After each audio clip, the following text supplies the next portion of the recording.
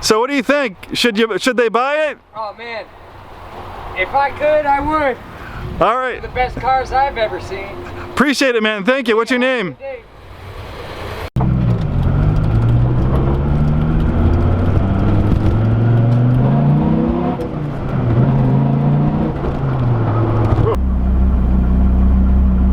Hello, Joe here from Infiniti of Tacoma. I have something special for you today.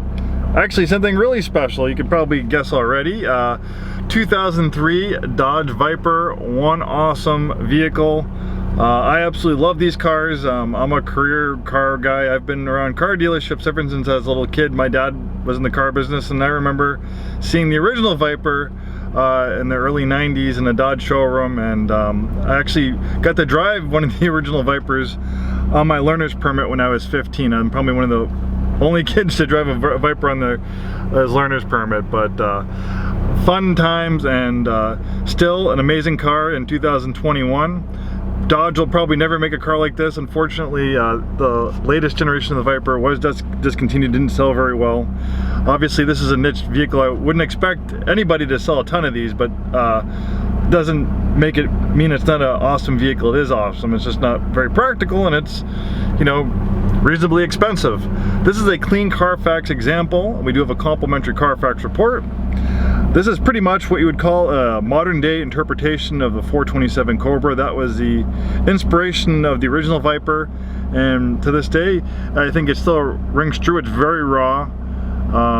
It's almost like having a car like this, especially with someone who doesn't have any experience driving, it's like giving someone a loaded like AK-47. You have 500 horsepower, manual transmission, no traction control, no stability control, no ABS, no cruise control. It's very raw.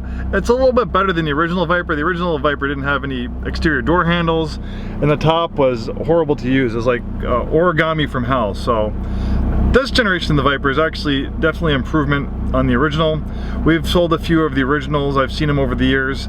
I also noticed on the original Viper, as cool as they are, and I'm sure they'll probably collector's items, they'll be worth more just because it's the original. You look at the exterior, you can see kind of panel gaps and stuff like that. It almost kind of looks almost kit car-ish. Where this generation is a little bit better put together, a little bit better thought out, in my opinion. And obviously it's just my opinion. This one has 26,078 miles. Big, I think it's 8-liter V10, 500 horsepower, and I think close to 500 pound-feet of torque. In 2003, this offered giant killing performance. For instance, the Car and Driver archived article I read about it, you can look it up yourself. It's a great article. Just Google 2003 Viper road test. Car and Driver has a great road test of one of these. Comparing it to a Porsche GT2 of the similar vintage, this could actually outbrake it from 70 miles an hour without ABS.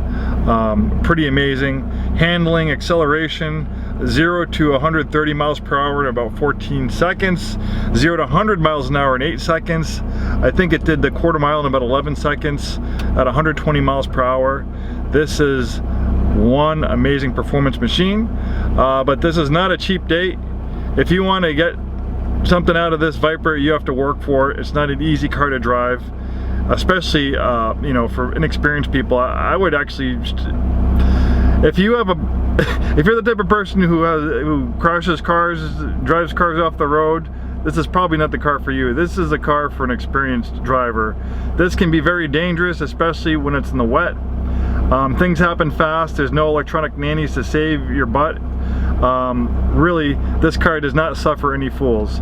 But that's also what makes it so amazing. It's so raw and so outrageous. It's kind of amazing that Dodge, even in 2003, they would allow themselves to make a vehicle like this. So let's talk more about this vehicle. You have this amazing 6-speed gearbox. You have so much torque, gears are almost optional. Push button start, very straightforward, simple cockpit. You have all the gauges that you need, necessary.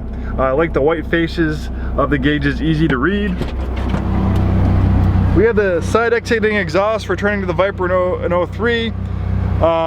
It gets very, very hot here. Don't wear shorts. we already had an employee burn his leg here.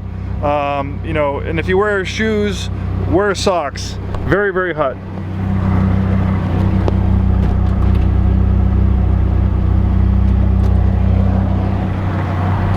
Really nice color combination, silver and black, beautiful shape. There's that nice side exiting exhaust. Really beautiful shape inside and out. I didn't think you'll be disappointed at all with the condition.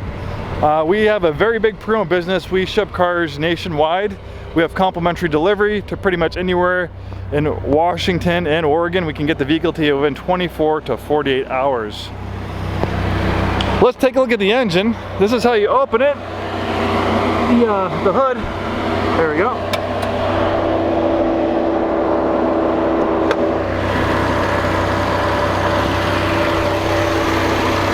Pretty much looks similar to the engine in the original Viper. They've improved it. The original Viper made 400 horsepower. It was quite amazing in its time. Now it's 500 horsepower. Where a lot of car companies are guilty of putting fake engine covers and stuff like that on engines, this is all 100% pure.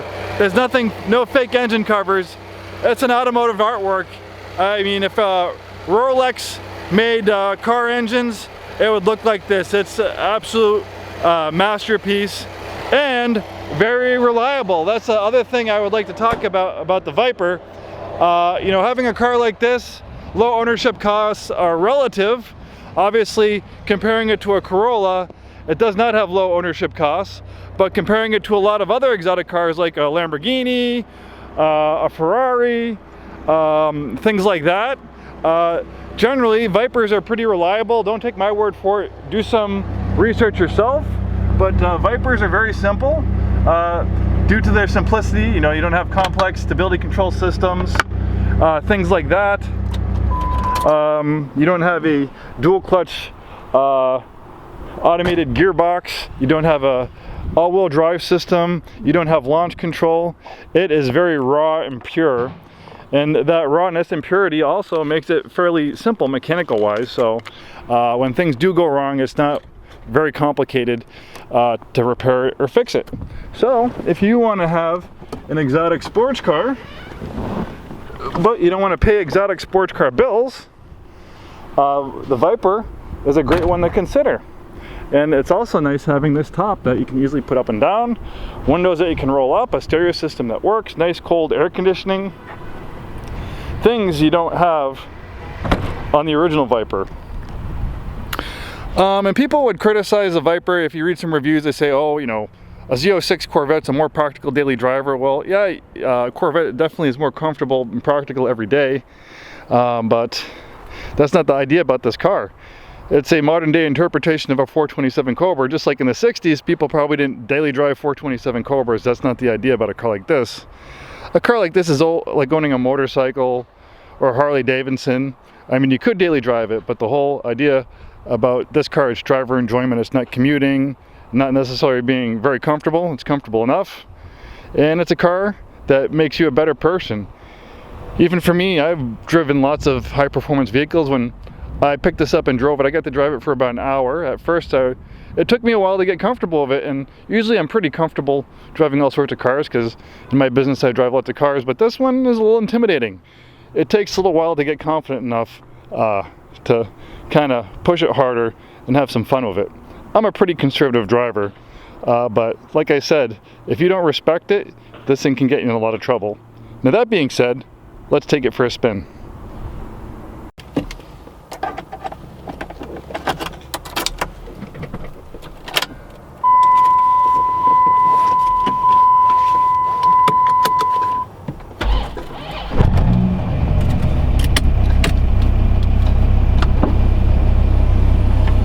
Here we go, firing up a little bit.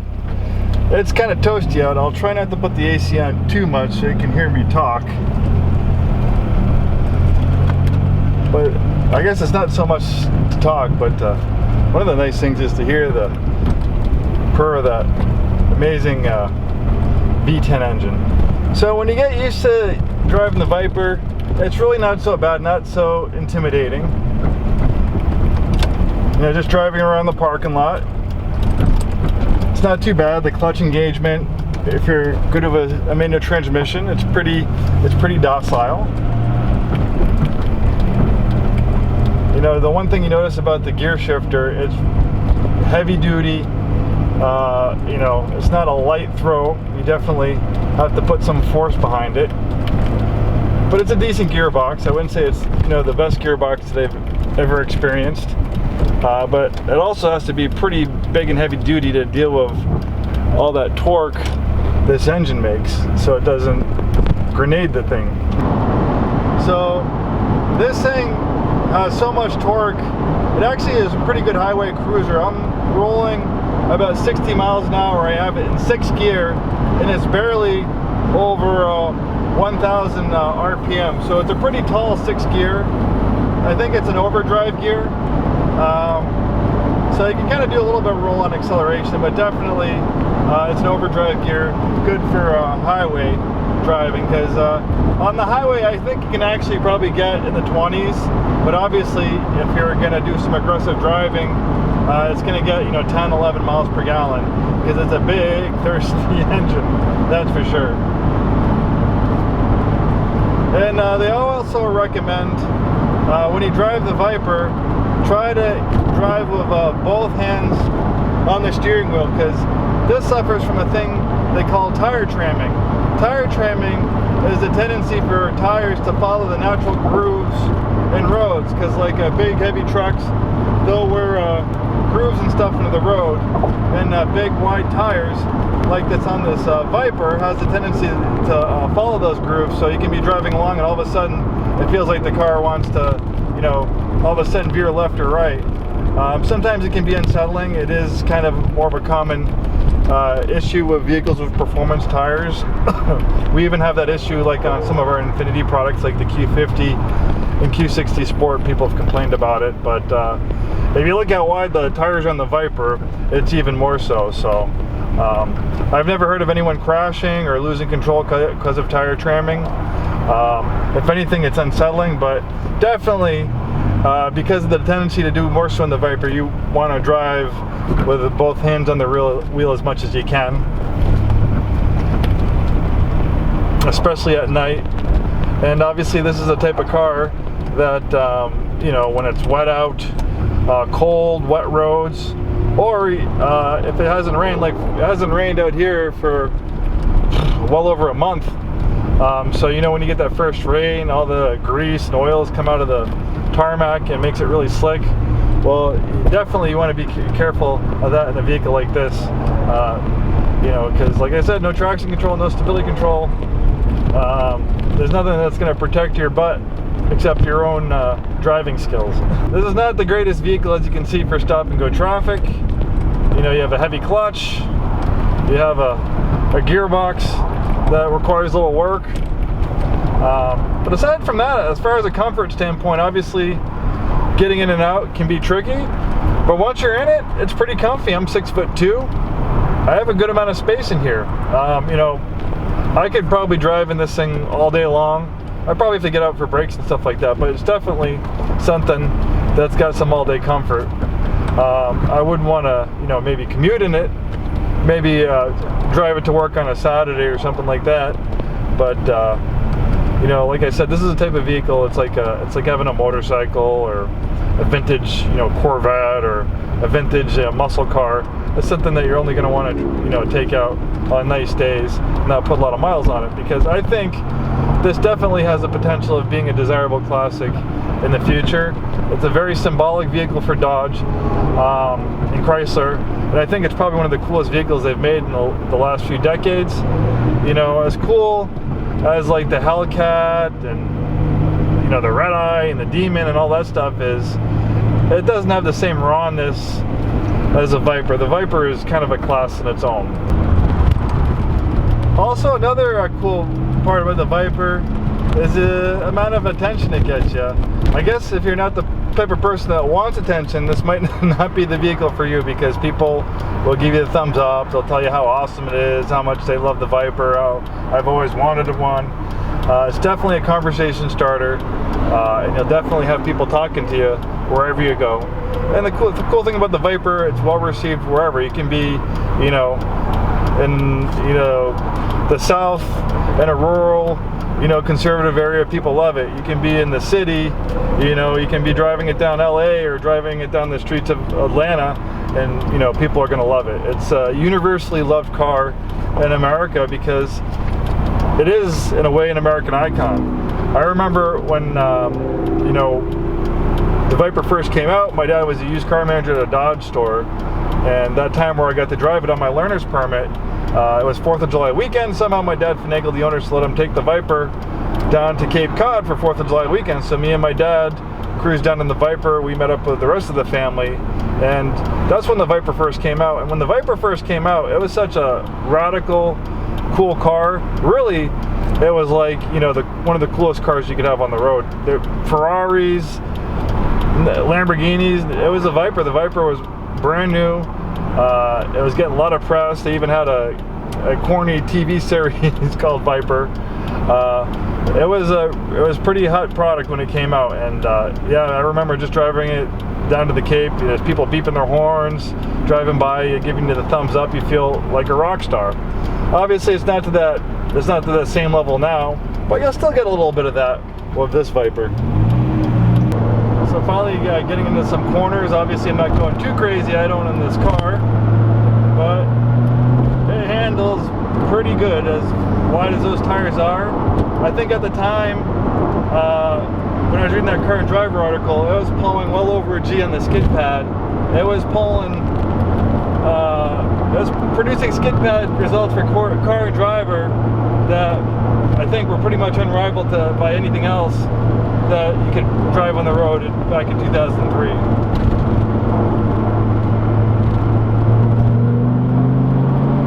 Alright, there's a little bit of that V8 music.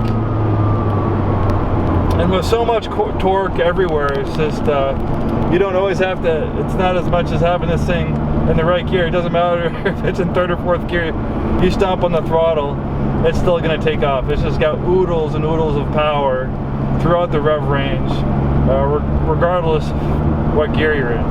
And I guess, you know, if you happen to end up owning this vehicle and you're not too familiar with fast cars, take it easy starting out.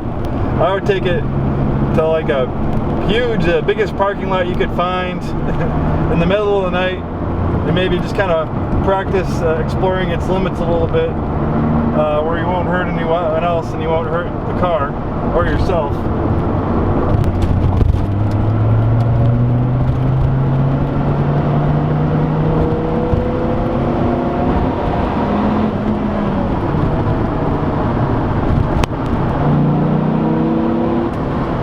This thing just pulls. I guess, you know, there's few gas cars that I've driven that have this much instant power like this. It's almost kind of reminds me of like driving like a Tesla. You just have that instant torque as soon as you hit the throttle. It's almost a kind of a tease driving this car on road. Because you really can't open it up.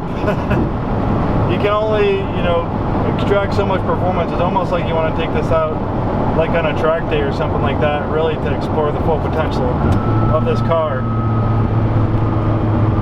That's kind of sometimes that's why I tell people, like when I'm doing a video like on a Miata or something, I say sometimes having a Miata in certain ways is almost as fun as having a car like this, because you can push the Miata a lot harder on public roads than on this. And there's something to be said about that too. Obviously it's a different type of driving.